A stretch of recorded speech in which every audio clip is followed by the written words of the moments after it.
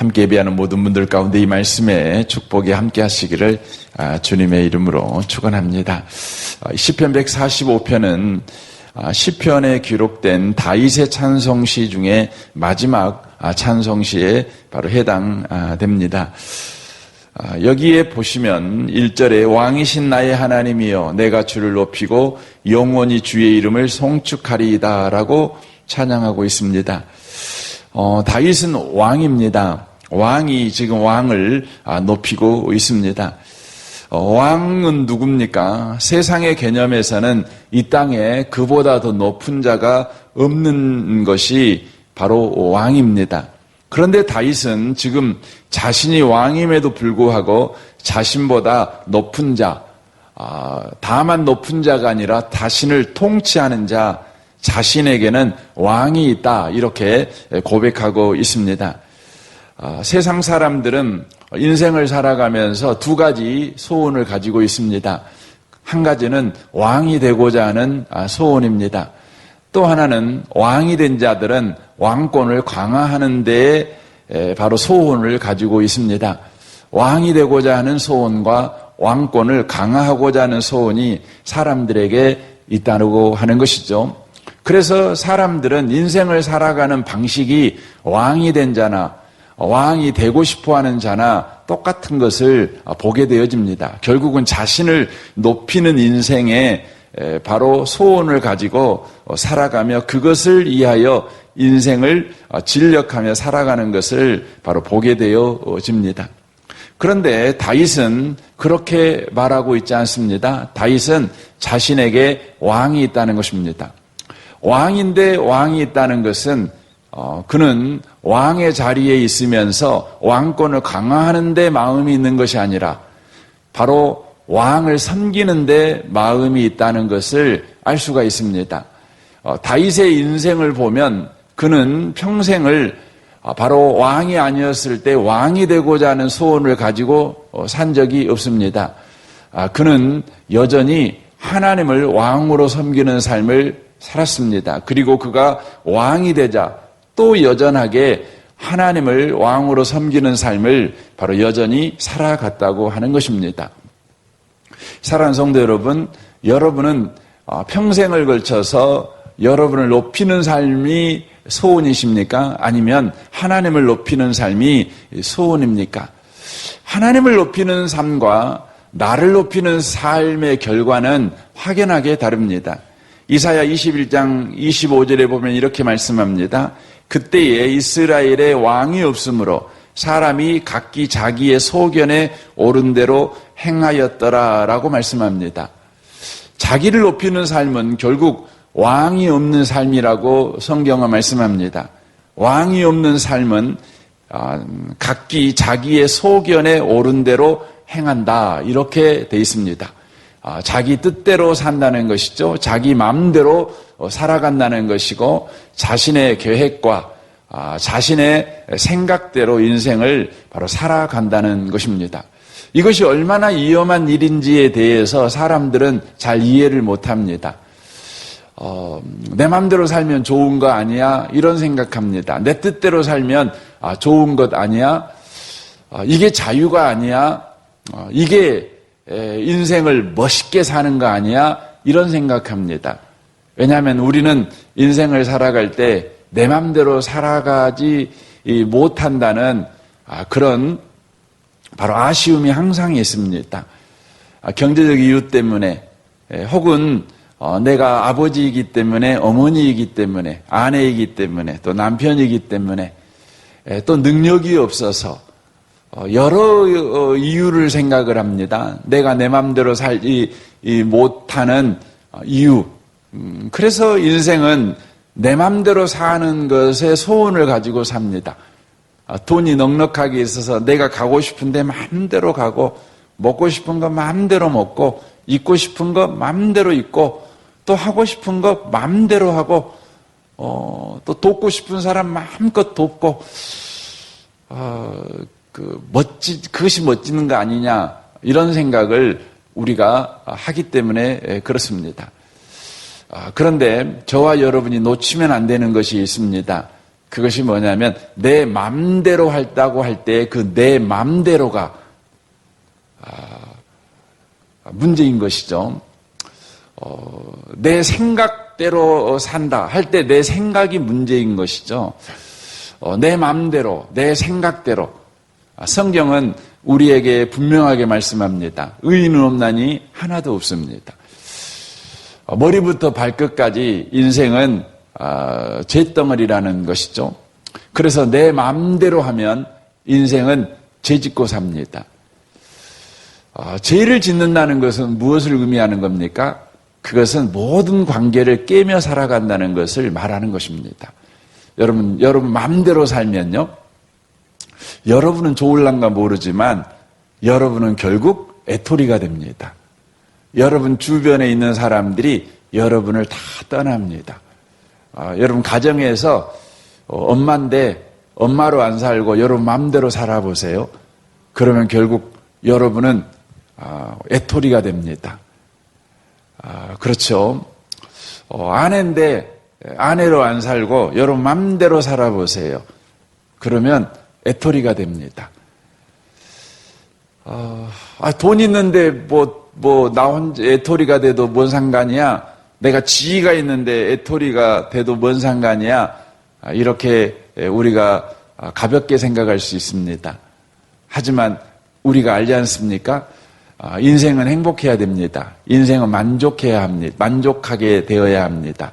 언제 만족하게 됩니까? 관계가 풍성할 때 만족합니다.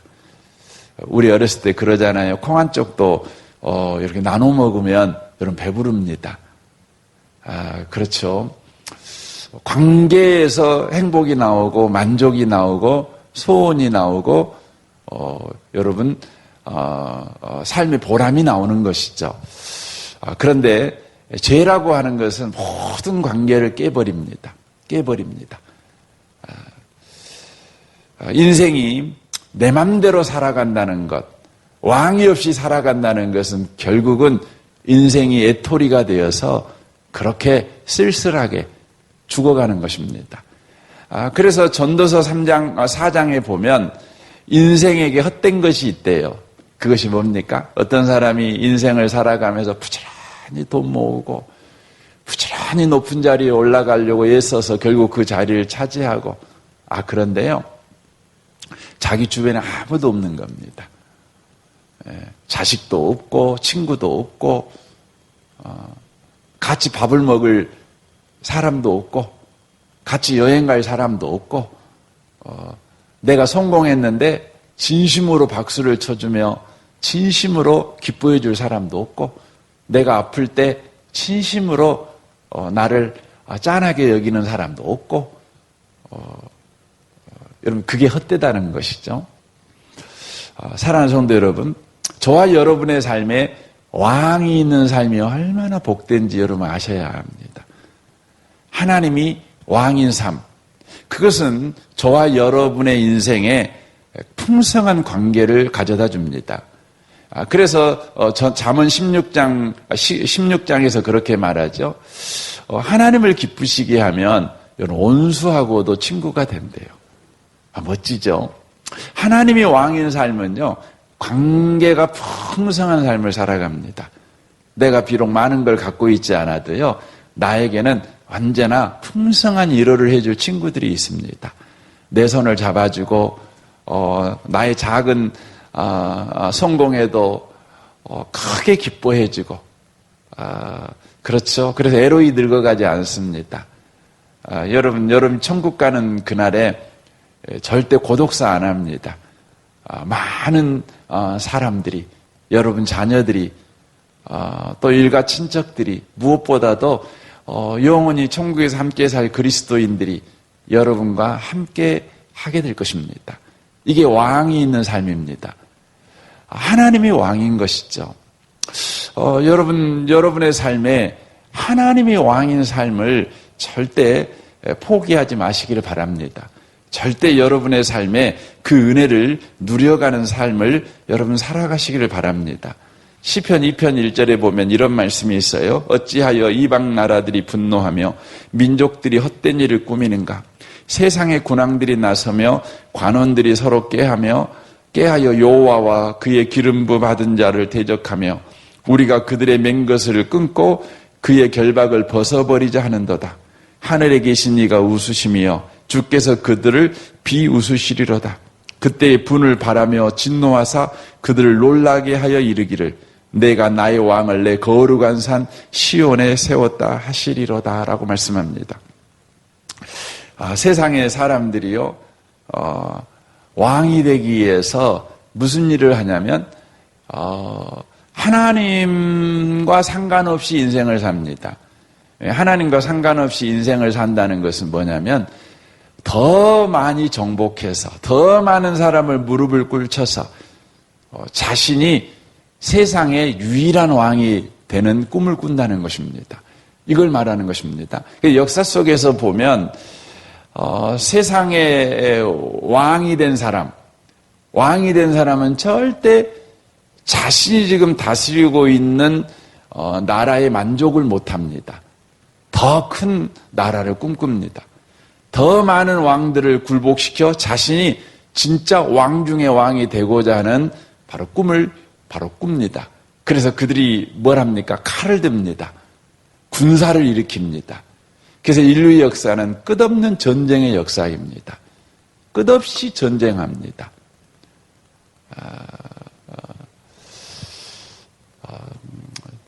이게 무서운 것이죠.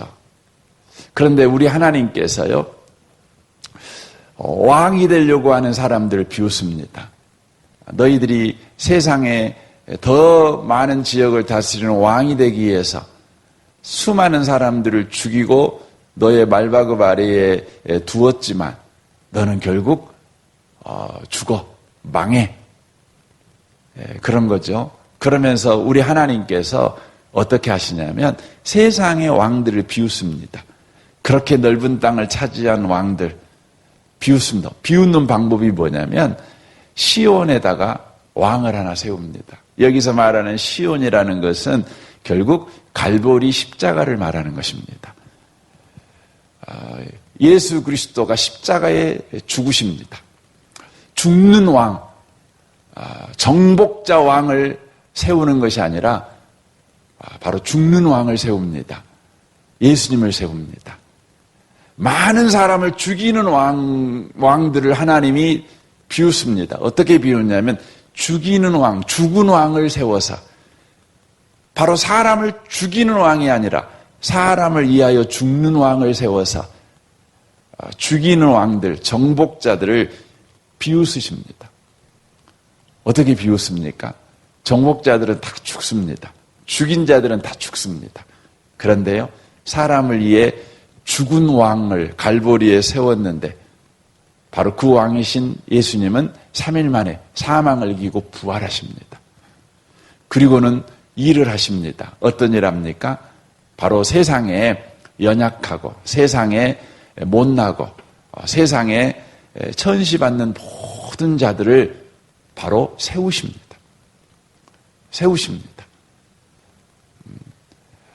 그들을 살리십니다. 그들을 행복하게 합니다. 그를 복되게 합니다. 그리하여 죽이는 왕 앞에 거짓으로 죽이는 왕을 찬양했던 사람들이 바로 자기를 위해 죽으신 왕 앞에 전심으로 찬양하는 역사가 일어나게 만들어버립니다. 이게 고린도전서 1장에 기록되어 있는 말씀입니다. 18절 보십시오. 십자가의 도가 멸망하는 자에게는 미련한 것이요 구원을 받는 우리에게는 하나님의 능력이라. 기록된 바 내가 지혜 있는 자들의 지혜를 멸하고 총명한 자들의 총명을 폐하리라 하였으니 지혜 있는 자가 어디 있느냐? 선비가 어디 있느냐? 이 세대의 변론가가 어디 있느냐? 하나님께서 이 세상의 지혜를 미련하게 하신 것이 아니냐? 하나님의 지혜에 있어서는 이 세상이 자기 지혜로 하나님을 알지 못하므로 하나님께서 전도에 미련한 것으로 믿는 자들을 구원하시기를 기뻐하셨도다. 유대인은 표적을 구하고 헬라인은 지혜를 찾으나 우리는 십자가에 못 박힌 그리스도를 전하니 유대인에게는 거리끼는 것이요 이방인에게는 미련한 것이로되 오직 부르심을 받은 자들에게는 유대인이나 헬라인이나 그리스도는 하나님의 능력이요 지혜이니라 라고 말씀합니다. 유대인들은 표적을 구합니다. 헬라인은 지혜를 구합니다. 유대인이 표적을 구한다는 것은 예수님이 왕인가 바로 그 근거를 찾는 것이죠. 그 근거가 뭐냐면 유대인이 생각할 때에는 바로 칼을 든 자입니다. 힘을 가진 자입니다. 세상의 모든 나라를 정복하는 정복자입니다. 헬라인들은 지혜를 찾습니다. 헬라인에게 지혜는 뭡니까? 이기는 겁니다. 지는 것은 미련한 것입니다. 지혜는 성공입니다.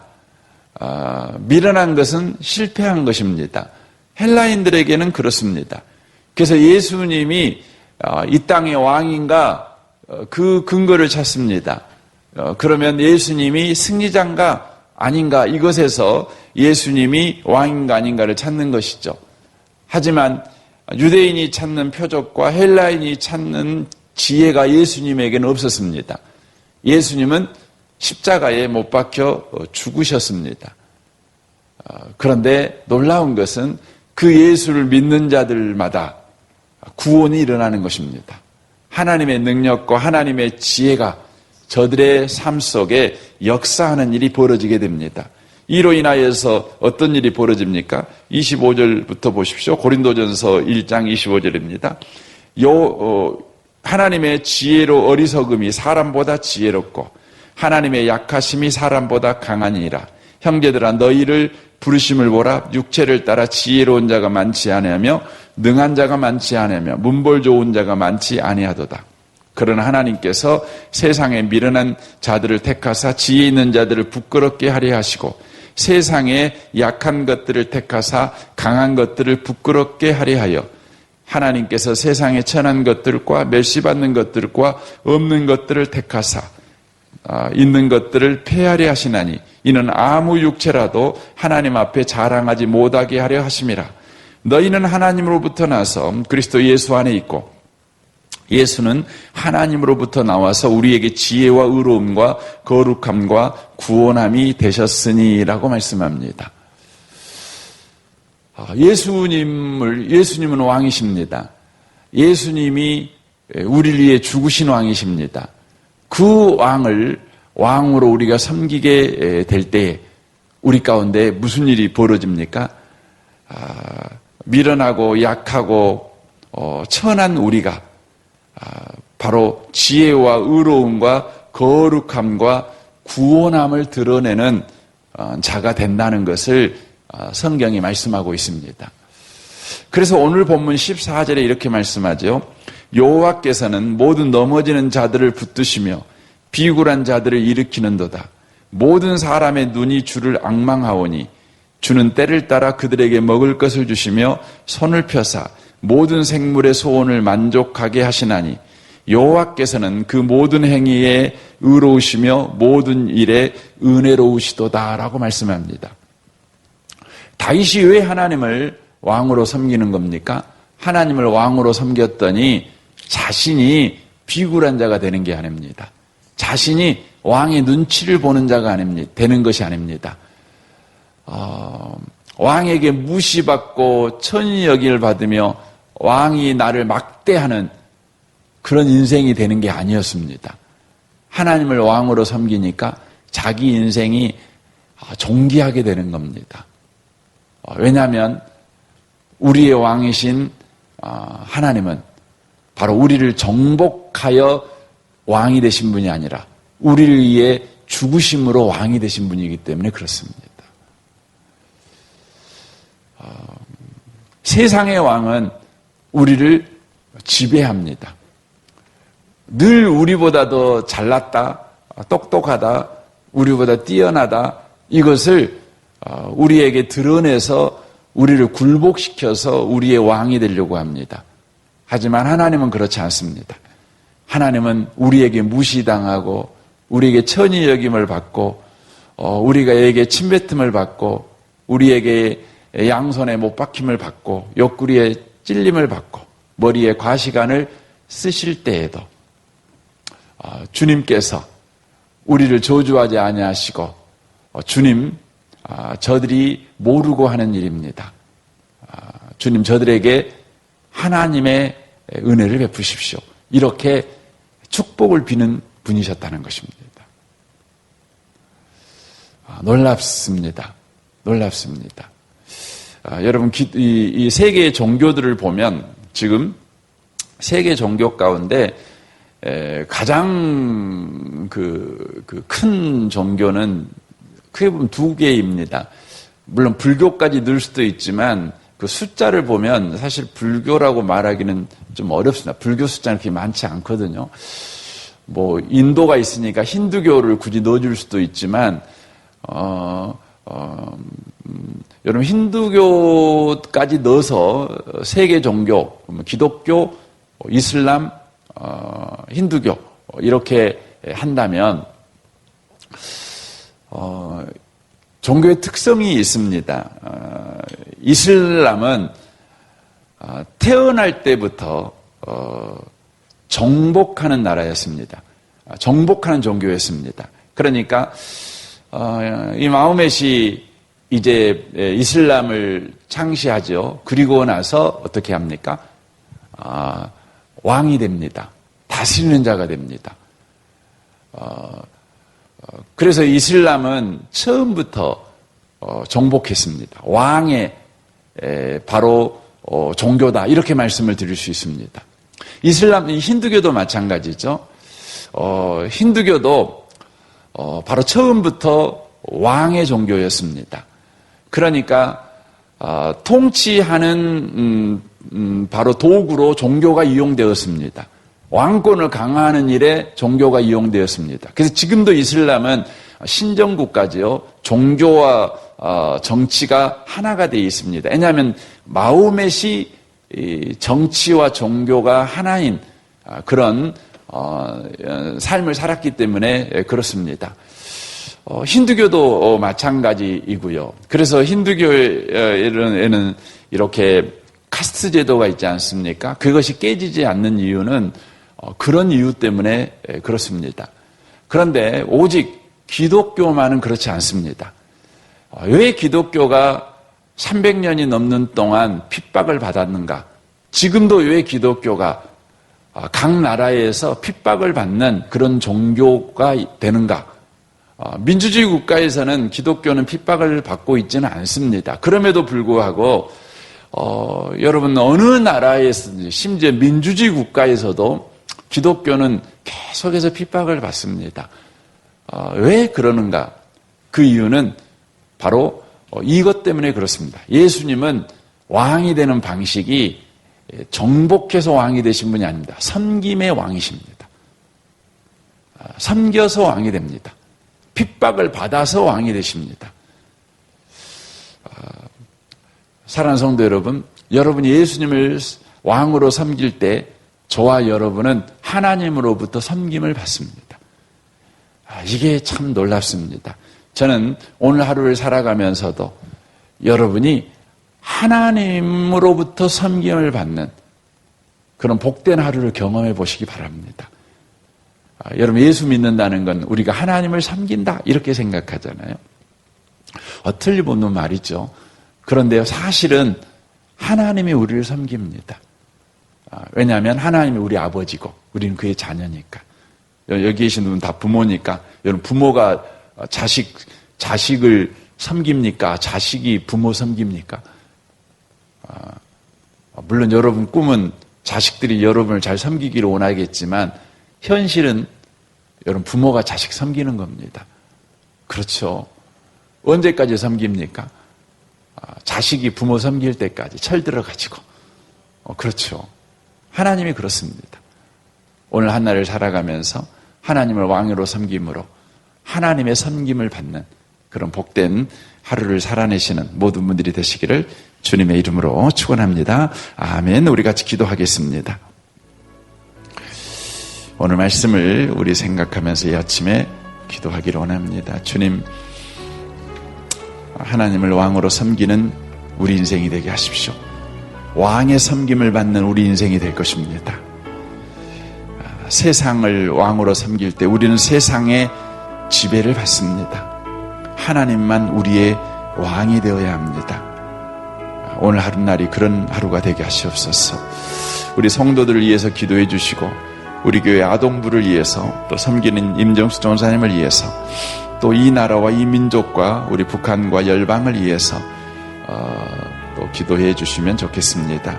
우리 좋으신 주님께 이 아침에 우리 통성으로 구하겠습니다. 기도하겠습니다.